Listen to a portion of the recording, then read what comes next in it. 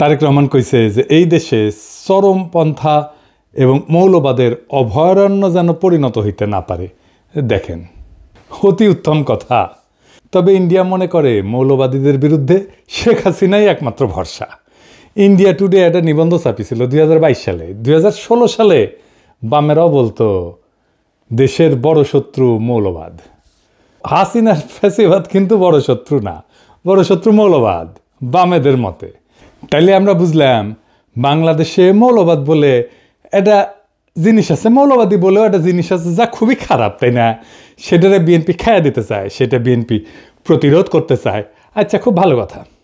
তাইলে খালেদা জিয়ার নিশ্চয়ই মৌলবাদীদের সম্পর্কে একটা বক্তব্য আছিল, সেটা কি একটু আমরা শুনে আসি? আসেন শুনি, এডিটর সাহেব শুনে দেন। মৌলবাদী ধর্মীয় লোক আছে কিন্তু মৌলবাদী নয়, তারা বাংলাদেশকে ভালোবাসে, তাদের অবদান আছে দেশের জন্য এবং তারা দেশকে রক্ষা করতে চায়। তার মানে খালেদা জিয়ার বক্তব্যের বিরুদ্ধে দাঁড়াইল তারেক রহমান। এই মৌলবাদ নিয়ে কেন বাঙ্গুয়েলিদের এত চুলকানি? আসেন এটা একটু দেখি, তাইলে বুঝবো বিএনপি কার খপ্পরে পড়িছে। মৌলবাদ এটার ইংরেজি হইতেছে ফান্ডামেন্টালিজম। এই শব্দের উৎস কখন? শব্দটা প্রথম 20 শতকের শুরুর দিকে আমেরিকাতে প্রোটেস্ট্যান্ট খ্রিস্ট ধর্মে এটার উদ্ভব। 1910 থেকে 1915 সালে এই প্রোটেস্ট্যান্ট খ্রিস্টানরা একটা সিরিজ পুস্তিকা প্রকাশ করে, দ্য ফান্ডামেন্টালস নাম দিয়ে, যেখানে বলা হয় বাইবেলকে আক্ষরিক অর্থে মানিতেই হইবে, আক্ষরিকভাবে মেনে মেনে চলতে হবে। তখন খ্রিস্টান জগতে ফান্ডামেন্টালিস্ট মানে ছিল সেই সব খ্রিস্টানেরা যারা বাইবেলকে অক্ষরে অক্ষরে অনুসরণ করত, বা বলতে পারেন রক্ষণশীল খ্রিস্টানেরা। অর্থাৎ শব্দটার জন্মই হয়েছে খ্রিস্ট ধর্মে, ইসলামে না। কিন্তু এটা এখন ইসলাম বুঝাইতে কেন ব্যবহার করা হয়? পশ্চিমা দুনিয়ার শব্দটার রূপান্তর কেমনে হইল? আসেন এর একটু বুঝে দেখি। দ্বিতীয় বিশ্বযুদ্ধের পর পশ্চিমা রাষ্ট্রতন্ত্র, বিশেষ করে আমেরিকা, ধর্মনিরপেক্ষতার নামে ফান্ডামেন্টালিজম শব্দটাকে ধীরে ধীরে নিজেদের ধর্মের মধ্যে একটা সাংস্কৃতিক বিরোধ হিসেবে টিকায় রাখে। ধর্মের মধ্যে আছে না না ফেরকার দ্বন্দ্ব আছে না, সেই রকম। মানে খ্রিস্টান মৌলবাদ, যা থেকে মৌলবাদ শব্দটার উৎপত্তি, তাকে নিজ ধর্মের ভেতরকার বিষয় কইরা রাখে। মানে এটা আমাদের ঘরের একটা ব্যাপার। রক্ষণশীল খ্রিস্টান হওয়া কোনো অসুবিধা নাই, কিন্তু রক্ষণশীল মুসলমান এটা হওয়া যাবে না। কেন যাবে না? এর পরে আসতেছি। আমেরিকার সোভিয়েত ইউনিয়নের কোল্ড ওয়ারের টাইম থেকে এই ফান্ডামেন্টালিজম ধীরে ধীরে একটা পলিটিক্যাল এবং সিকিউরিটি টার্ম হয়ে দাঁড়ায় পশ্চিমা বিশ্বের, বিশেষ করে ইরানের বিপ্লবের পরে 1779 সালে। ওই সময় থেকে পশ্চিমা মিডিয়া এবং একাডেমিয়া ইসলামকে কেন্দ্র কইরা ইসলামিক ফান্ডামেন্টালিজম শব্দটা ছড়াইতে শুরু করে। এখন প্রশ্ন হইতে পারে যে কেন ইসলামকে টার্গেট করা হইল? পশ্চিমা দুনিয়া কল্পনাও করে নাই যে ইসলামের নামে একটা রাষ্ট্র বিপ্লব হইতে পারে এই 20 শতাব্দীতে, কিন্তু হইল। এছাড়াও পশ্চিমের আছে ক্রুসেড এবং অটোমানের কাছে পরাজয়ের স্মৃতি। সেই কারণেই পশ্চিমের কল্পনায় ইসলাম সবসময় একটা চ্যালেঞ্জার সভ্যতা। ক্রুসেডে তারা হার মানে, আবার 1753-তে কনস্টান্টিনোপলের পতন ঘটে, 1600 শতকে ভিয়েনার অবরোধ ঘটে। এই সমস্ত ইতিহাস ইউরোপীয় সভ্যতাকে মনে করায় দেয় ইসলাম সামরিক এবং সাংস্কৃতিকভাবে তাদের প্রতিদ্বন্দ্বী। আবার ভিয়েনা অবরোধ কি, এটা কি জানেন? জানেন না? আসেন জেনে নিই। অটোমান সম্রাটেরা 2বার ভিয়েনা অবরোধ করে 16 শতকে। এই অবরোধ ব্যর্থ হয়। কেন ভিয়েনা এত গুরুত্বপূর্ণ ছিল জানেন? ভিয়েনা ছিল ইউরোপের প্রবেশের দরজা। যদি অটোমানরা যে ভিয়েনা দখল করতে পারত, তবে তারা জার্মানি, ইতালি, ফ্রান্স পর্যন্ত অগ্রসর হইতে পারত। তাই ভিয়েনায় যে অবরোধগুলো হয়েছিল, যেটা ঠেকাই দিতে পারছিল ইউরোপিয়ানরা, সেই জন্যই ইউরোপিয়ান চেতনায় সেটা সভ্যতার রক্ষা হিসাবে স্মরণীয় হয়ে আছে। এবং ভয়েরও কারণ, যদি ভিয়েনা দখল হয়ে যাইত তাহলে তো ইউরোপ মুসলমানদের দখলে চলে যেত। ক্রুসেড পর্ব শেষ হওয়ার পরেও ইউরোপে ইসলামকে চিরশত্রু হিসাবে কল্পনা করা হইতো, মূলত ভিয়েনা অবরোধের মতো ঘটনার কারণে। কিন্তু আধুনিক যুগে ধরেন অটোমান সাম্রাজ্যও নাই এবং ইসলামী শক্তি বিভক্ত, তারপরেও ভেতরে ভেতরে পুনর্জাগরণ বা বিপ্লবের একটা আশঙ্কা পশ্চিমের আছে। আর বিপ্লব তো হয়ও ইরানে। এবং আরেকটা কারণ হইতেছে খুব গুরুত্বপূর্ণ, যে পশ্চিম তো পশ্চিমা সভ্যতার যে সংকট, তার কোনো সমাধান দিতে পারেনি। যেমন কি সংকট? পশ্চিমা সভ্যতার কিছু অমীমাংসিত সমস্যা আছে। যেমন পশ্চিমা সভ্যতা বিজ্ঞান, প্রযুক্তি, গণতন্ত্র, মানবাধিকারে বড় অবদান রাখলেও কিছু মৌলিক সমস্যার আজও সমাধান করতে পারেনি, যেমন বৈষম্যের সমাধান করতে পারেনি। এই পুঁজিবাদী সমাজ ধনী গরিবের বৈষম্য ক্রমাগত বাড়াইছে। বলা হয়তো ধনীদের তরফ থেকে ট্রিকল ডাউন করতো, আস্তে আস্তে ব্যয় ব্যয় ব্যয় ব্যয় চুইয়ে পড়ে নিচের লোকেরা আস্তে আস্তে কিছুটা সম্পদ হয়তো পাইতো। পশ্চিম ব্যক্তি স্বাধীনতাকে সর্বোচ্চ করছে, কিন্তু সমাজ, কমিউনিটি, পরিবার এগুলো ভেঙে গেছে। মানুষ একা, বিচ্ছিন্ন, বিষণ্ণতায় ভোগে। রাষ্ট্র, রাজনীতি, ধর্ম বা নৈতিকতা থেকে বিচ্ছিন্ন হয়ে গেছে। এর ফলে যুদ্ধ, এর ফলে উপনিবেশিকতা, এর ফলে পরিবেশ ধ্বংস, এবং সব কিছুকে বলা হয় প্রগতিশীলতা, প্রগতি, নেসেসিটি, এই বলে বৈধতা দেওয়া হয়। পশ্চিমা বিশ্বে যে ক্ষমতার দ্বন্দ্ব, এটাকে বলা হয়তো যে ব্যালেন্স অফ পাওয়ার যদি থাকে, অনেকগুলো শক্তির যদি শক্তিশালী যদি রাষ্ট্র থাকে, তাহলে একটা ব্যালেন্স অফ পাওয়ার হবে, এইটা স্থায়ী শান্তি নিশ্চিত করতে পারবে, কিন্তু করতে পারেনি। যুদ্ধ কোথাও থামাইতে পারেনি। 2টা বিশ্বযুদ্ধ হয়েছে, কোল্ড ওয়ার হয়েছে, আজকেও তো যুদ্ধ হইতেছে বিভিন্ন দেশে, তাই না? এখনো ইউক্রেনে যুদ্ধ হইতেছে, কয়েকদিন আগে ইসরায়েল ইরান যুদ্ধ হইল। আর প্রকৃতি, পরিবেশ, এটা ধ্বংস হয়ে গেছে। কারণ প্রকৃতি পরিবেশকে এটা মনে করে এটা ভোগের একটা বিষয়। যাকে সভ্যতা বলে মনে করে পশ্চিম, তা মনে করে যে এই পরিবেশ থেকে সব কিছু টাইনে আমি ভোগ করলেই আমি সভ্য হইতে পারবো। এর ফলে পরিবেশ ধ্বংস হয়ে গেছে, জলবায়ু পরিবর্তন হচ্ছে, প্রাকৃতিক সম্পদের সংকট এখন একটা বৈশ্বিক হুমকি। এই জায়গায় ইসলাম একটা অল্টারনেট সমাধান দিতে পারে, যদি ইসলামকে কেবল ধর্ম না, একটা সভ্যতাগত প্রস্তাবনা হিসাবে দেখা হয়। তবে কিছু জায়গায় তো কিন্তু বিকল্প দেয়, যেমন অর্থনীতিতে এটা একটা ন্যায়সঙ্গত বন্টনের একটা ব্যবস্থা দেয়, প্রস্তাবনা দেয়। এমন একটা ব্যবস্থা দাঁড় করায় যেখানে সম্পদ এক জায়গায় জমে থাকতে পারে না, এটা ঘুরতে বাধ্য হয়। পুঁজিবাদ বা সমাজতন্ত্র, এই দুইটার বাইরে যায় ইসলাম একটা সোশ্যাল জাস্টিস, এর তার সাথে সাথে প্রপার্টি রাইটসের মডেল দেয়। তারপরে সমাজকেন্দ্রিক একটা জীবন দেয়। ইসলাম ব্যক্তিকে সম্মান দেয়, কিন্তু সমাজকে ভাঙে না। পরিবার, প্রতিবেশী এবং তার যে উম্মাদ ধারণা, এটা মানুষকে সম্পর্কিত করে রাখে। আর নৈতিক যে রাজনীতি, সেটা রাষ্ট্র শুধু আইনের মেশিন না, বরং নৈতিক দায়িত্বশীলতার কেন্দ্র। ইসলামের একটা ধারণা আছে, আমানতের ধারণা। ক্ষমতা একটা আমানত, ক্ষমতা মানে দায়বদ্ধতা। আমাদের এই লিবারাল ডেমোক্রেসিতে জবাবদিহিতা কার কাছে? জনগণের কাছে, তাও দিতে চায় না তারা। কিন্তু ইসলামে জবাবদিহিতা কার কাছে? জনগণের কাছে অবশ্যই, কিন্তু উপরালার কাছেও, কেবল নাগরিকের কাছে না, খোদা তাআলার কাছেও। শান্তির ধারণাও ধরেন ইসলামে একটা খুব র্যাডিক্যাল চিন্তা আছে। ইসলাম যুদ্ধকে বৈধ করে শুধু আত্মরক্ষায়, মানে নিপীড়ন বন্ধ করতে 2টা জায়গায়। শক্তি ব্যবহার মানে আধিপত্য না, ন্যায় প্রতিষ্ঠা। পশ্চিমের যেটা জাস্ট ওয়ার থিওরি, সেটার বাইরে একটা নৈতিক শান্তির তত্ত্ব এটা। তার মানে ইসলামের যুদ্ধ 2 জায়গায় বৈধ, আত্মরক্ষা এবং জুলুম বন্ধে। শক্তির ব্যবহার এটা আধিপত্যের জন্য না, ন্যায়ের প্রতিষ্ঠার জন্য। এমনকি ধরেন প্রকৃতির সাথে সম্পর্ক, ইসলাম প্রকৃতিকে আমানত হিসেবে বলে, শোষণের বস্তু না। খিলাফার যে ধারণা, সেখানে মানুষ প্রকৃতির উপরে শাসক না, তার রক্ষক।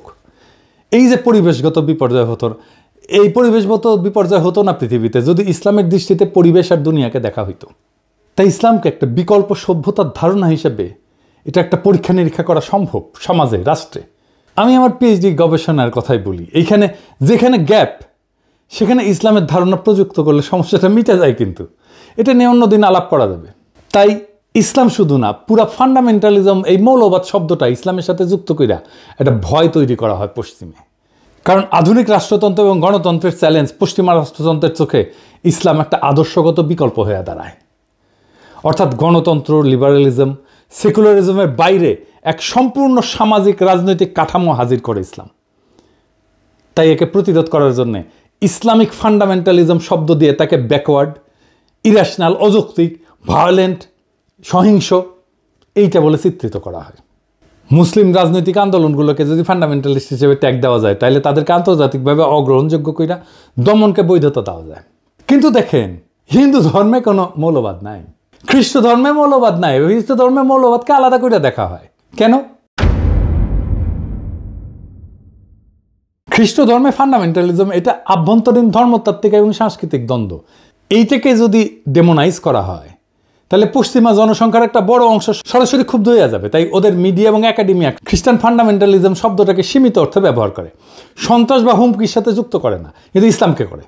ইসলামের ক্ষেত্রে তারা এইটাকে এক্সটার্নালাইজ করছে, বাইরের শত্রু, সভ্যতার চ্যালেঞ্জ, আধুনিক রাষ্ট্রের জন্য হুমকি, এইভাবে তারা হাজির করে। কার্ল শিমিট বলছিলেন যে রাজনীতির মৌল কেন্দ্র হইল ফ্রেন্ড ভার্সেস এনিমি, এই বিভাজন। পশ্চিমা রাষ্ট্রতন্ত্র ইসলামের ফান্ডামেন্টালিজম ধারণাটাকে ব্যবহার করছে এনিমি হিসেবে চিহ্নিত করার জন্য।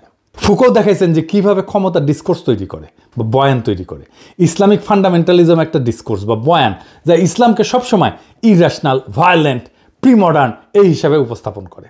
এডওয়ার্ড সাইদও বলছেন তার ওরিয়েন্টালিজমের ধারণায় যে পশ্চিমা সংস্কৃতি সবসময় পূবকে অন্য বা আদার বানায়, নিজের আধুনিকতাকে বৈধতা দেয়। এবং এই যে ওয়েস্টার্ন ডেমোক্রেসি, পশ্চিমা লিবারাল ডেমোক্রেসি নিজেকে একমাত্র বৈধ রাজনৈতিক রূপ হিসেবে দাঁড় করাইতে ইসলামিক ফান্ডামেন্টালিজমকে বিকল্প রাজনৈতিক কল্পনা হিসাবে সে ডেমোনাইজ করে। ফলে আন্তর্জাতিক আইন, সিকিউরিটি, নীতি, এমনকি গবেষণাতেও ইসলামী আন্দোলনকে প্রায় ফান্ডামেন্টালিস্ট থ্রেট হিসাবে বলা হয়। যদিও একই ধরনের ইহুদি বা খ্রিস্টান চরমপন্থাকে সেটা বলা হয় না, হিন্দু চরমপন্থাকে তো বলা হয়ই না। দেখতেছেন তো, যা যা একটা ইসলামী সমাজকে আলাদা মিনিং দিছে সেটাকে আক্রমণ করা হয়েছে পশ্চিম থেকে। নিজের কালচারকে, নিজের প্র্যাকটিসকে ঘৃণা করতে শেখানো হয়েছে। আফগানিস্তানে বোরখা পরা ছিল ফ্যাশন, এটা অভিজাততন্ত্রের প্রতীক। যেই নারী বোরখা পরবে তাকে ধরে না হয়তো সে ধনী এবং সে কোনো কাজ করবে না, সে অভিজাত, তার কাজ করার দরকার নাই, তাকে অন্যভাবে সম্মান করা হইতো। এইটাকে পশ্চিমানারা বানাইলো নারী নিপীড়নের আইকন। কি খোদা আমারে উঠায় নাও। বোরখা খুলে ফেলায় প্রগতিশীলতা। অটোমান হেরেমকে বলা হয় নির্বিচার যৌনতা, অথচ জানেন এইটা নারীর ক্ষমতায়নের একটা super duper model, very effective alternate model. একদিন আলাপ করবো এটা নিয়ে। নারীবাদীরা এখন থেকে লাফানো শুরু করবে, মূর্খসোদা নারীবাদী। বাংলাদেশে সব প্রগতিশীলের মূর্খসোদা, নারীবাদীরা আরও বেশি মূর্খসোদা। এদের সাথে আলাপ করবো আমি হেরেম নিয়ে। যাই হোক, বিএনপি পশ্চিমের বয়ান নিচ্ছে ইসলাম প্রসঙ্গে। তার রাজনৈতিক প্রতিপক্ষকে মোকাবেলা করার জন্য যদি আওয়ামী বয়ানের কান্দে চাপতে হয় বিএনপিকে, তাহলে তো বিএনপি আর একটা আওয়ামী শাসনই উপহার দেবে। পশ্চিমের ভয় একটা ফেয়ার ইলেকশনে ইসলামী দলগুলো যদি ক্ষমতায় চলে আসে, এই ভয় তারা মিশরে পাইছে, একই ভয় তারা গাজায় পাইছে। হামাস জিতছে, তারা স্বীকার করবে না, কিন্তু মোদিরে মাইনা নিবে। আজিব বাত। এইভাবে রাজনীতি চলে। জামাতের সাথে বিএনপি তো আসলে কোনো প্যারামিটারে জিততে পারবে না, না আভ্যন্তরীণ গণতান্ত্রিক চর্চায়, না কর্মীদের রাজনৈতিক মানে, না কর্মীদের সাহসে, না কর্মীদের সংখ্যায়। বিএনপি ছাত্রদল, ছাত্র শিবির যদি এখন রাস্তায় মারপিটেও নামে, ছাত্রদল হাইরা যাবে। এটা বাস্তবতা। না বিএনপি প্রতিষ্ঠান তৈরি করতে পারছে, না কর্মীদের নৈতিক রাজনৈতিক পড়াশোনা, শিক্ষা প্রতিষ্ঠানে সংগঠনের প্রভাব বাড়াইতে পারছে, কিছুই করতে পারেনি। বিএনপি জামাত বা ছাত্র শিবিরের সাথে তুলনায় কোনো ধারে কাছে যেতে পারবে না। এই জন্যই তারা বাইসা নিছে এমন একটা জায়গা যেখানে জামাত দুর্বল, সেটা মুক্তিযুদ্ধ। এই মুক্তিযুদ্ধের মাঠে এসে জামাতকে ঘায়াল করতে চায়। তাই তাদের মুখে মৌলবাদ, তাই তাদের মুখে জঙ্গিবাদ। সেই একই বয়ান আওয়ামী লীগের বয়ান, কারণ এটা সহজ। জামাতের রাজনীতিকে মোকাবেলা করার জন্য যে দক্ষতা থাকা দরকার, ইন্টেলেকচুয়াল ক্যাপাসিটি থাকা দরকার ছিল, সেটা তো বিএনপির নাই। তো বিএনপি নিছে সহজ পথ, মুক্তিযুদ্ধের কথা বলে কোণঠাসা করা। এই রাজনীতি জিতবে না, এই রাজনীতি জেতান না।